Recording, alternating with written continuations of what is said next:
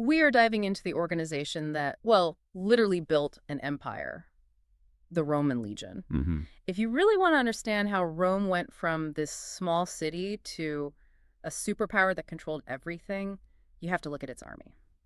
It wasn't just about being tough. It was about system design.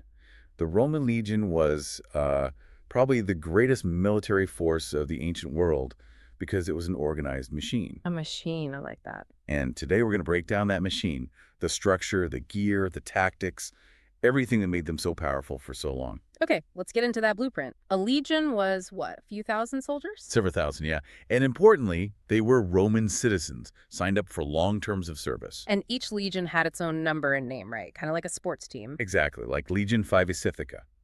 Gave them a real identity. And the whole thing was led by a high-ranking official, a legatus. Think of him as the general. But the real genius was how they were organized underneath him. That's it. So the whole legion was broken down into 10 large groups called cohorts. 10 cohorts. But that wasn't the smallest unit, was it? No, not at all. Each of those cohorts was then split into 6 smaller groups called centuries. And here's the classic trivia question. A century didn't actually have 100 men. Right. It's a bit of a misnomer. A century usually had 80 men. The name just stuck around from an older system. 80. So why was that structure so important? It was all about flexibility. Well, with one exception. The first cohort was usually bigger, double strength even. It had all the most experienced elite soldiers. The best of the best. Definitely. But having these smaller 80-man centuries meant a general could be incredibly agile. He could send one century to guard a bridge or another, to take a hill without moving the whole army. So it kept them fast and responsive. In the middle of a chaotic battle, that was everything. Okay, let's zoom in on the person who made that happen day to day. The leader of that 80-man unit, the centurion. The centurion. He was the absolute heart of the action, the backbone. And these weren't political appointments. These guys were the real deal. Not at all. They were soldiers who had fought their way up through the ranks for years. They were tough, they were experienced, and their job was training, discipline, and leading from the very front. And you could always spot them in a battle. Yeah, that special helmet they wore. The crest, the plume of horsehair, it went sideways transverse. Which wasn't just for show. No, in all the smoke and chaos, Yeah. his 80 soldiers could just look for that sideways crest and know exactly where their commander was. It held the unit together. And they carried that stick. The vine stick. And that was purely for discipline. If a soldier disobeyed or even hesitated, the centurion used it right there on the spot. So they were feared, but respected. Absolutely. They demanded total obedience, but they earned it by being the bravest man on the field, always fighting at the front line. That discipline really mattered because of the way they fought up close and personal. So let's talk about the gear. A regular legionary carried a huge amount of weight. A huge amount. We're talking about 60 pounds of equipment for every single soldier. Wow. And that starts with protection, right? A helmet and a breastplate. Yep, a metal helmet and a special kind of armor made of overlapping iron strips. It gave them great protection, but was also flexible. But the key piece of gear, the thing everyone thinks of, is that giant curved shield. The scutum, correct. That huge rectangular shield was the foundation of their entire strategy. It could cover most of a soldier's body. So defensively, they were a walking wall. What about for offense? 2 main weapons. First, the famous gladius. This is a short sword, but it wasn't for slashing around like in the movie. It was for stabbing. Exactly. In their tight formations, shoulder to shoulder, a long slashing sword is useless. The gladius was for quick, deadly thrusts in close quarters. And the second weapon was the throwing spear, the pilum. They actually carried 2 of them. And the pilum was a genius piece of engineering. It had a long, thin iron shank behind the tip that was made of soft iron. Why soft iron? So when you threw it and it hit an enemy's shield, the soft iron part would bend. That made it impossible for the enemy to pull it out. Their shield was now useless, and they'd have to drop it right before your line of swords hit them. That is brilliant. Okay, one more piece of gear we can't forget. Their shoes. The caligy. Strong leather sandals, but the soles were studded with iron hobnails. Like ancient football cleats. Kinda, yeah. Yeah. It gave them incredible grip on any terrain, mud, rock, you name it. It meant they wouldn't slip and break their formation. And their ability to just march for days brings us back to that brutal training. Oh, it was relentless. They were trained to march 20 miles in 5 hours. 20 miles. In 5 hours, carrying all 60 pounds of that gear, it's an insane pace. And the combat drills were just as intense. Constantly. They'd practice with swords that were twice as heavy as their real ones, hitting these wooden posts over and over. They also ran, jumped, swam. It was about creating soldiers who were physically and mentally unbreakable. Because they weren't just fighters, were they? When they weren't on the march, they were builders. They were incredible engineers. This is a key point.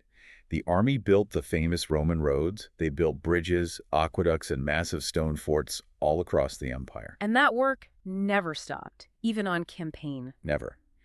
Every single night, after marching all day, they would build a fortified camp. They'd dig a ditch, build a wall, every night. That's an unbelievable level of discipline. It is. It meant they were always protected from surprise attacks. They also mastered siege warfare, building huge catapults that could smash stone walls from a distance. And, many of the permanent forts they built eventually grew into modern cities. So an army this busy and this large needs a massive supply chain. Absolutely. Logistics were everything. You can't have an army if you can't feed it. A long train of mules and wagons followed every legion, carrying grain, tents, and tools. What did they even eat? It was pretty basic, mostly wheat made into porridge or bread. And they drank a kind of sour wine mixed with water, which was often safer than the local water supply. And there were specific officers just to manage all this. Yep.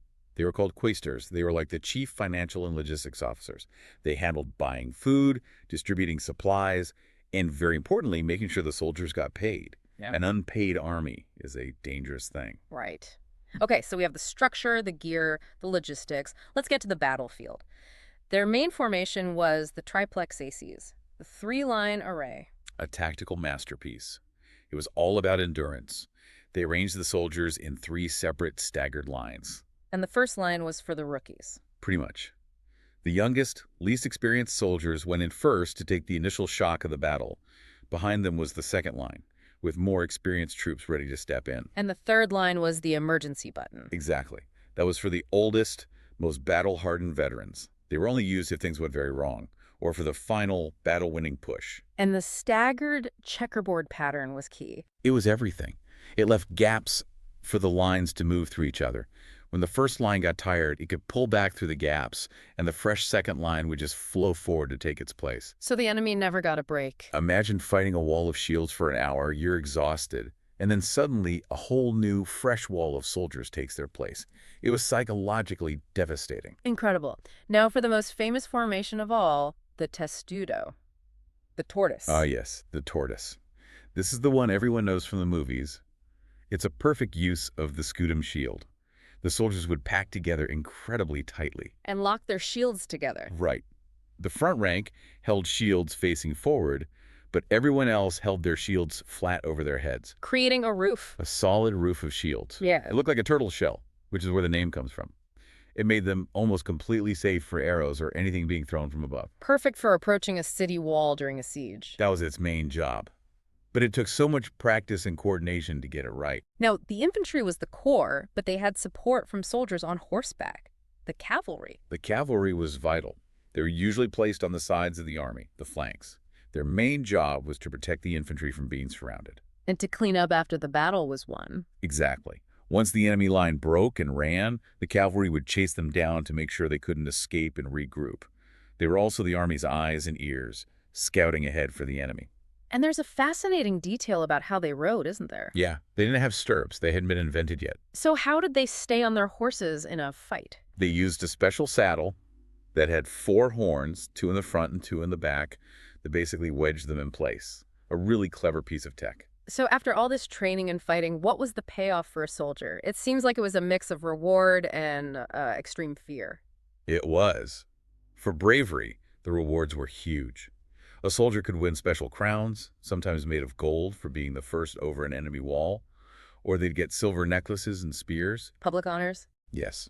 But the real prize was retirement. After 25 years. After 25 years of service, you were honorably discharged. You'd get a big payment of cash and usually a large plot of land to farm. It was a promise of a stable life for your family. But the flip side of that promise was the punishment for failure. And it was brutal. The most famous punishment was decimation. Decimation for cowardice, right? Yes. If a whole unit ran from a battle, they might face decimation. The unit would be lined up and they would draw lots. One out of every 10 soldiers would be chosen at random, Hmm. and he would be put to death by his own comrades. Wow. It's a terrifying way to ensure that no one ever broke ranks. The pressure to stand and fight was immense. So it's that combination, the brilliant organization, the engineering, the rewards, and that unimaginable discipline that let them build an empire. Absolutely. They weren't just fighters. They were engineers, logisticians, strategists. Their legacy is, it's everywhere. The roads they built are still visible in Europe.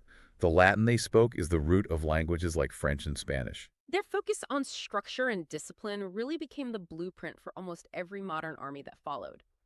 Now, here's a thought. If the Romans had put as much genius into medical science as they did into military engineering, how much longer could their empire have lasted? Something to think about. See you next time.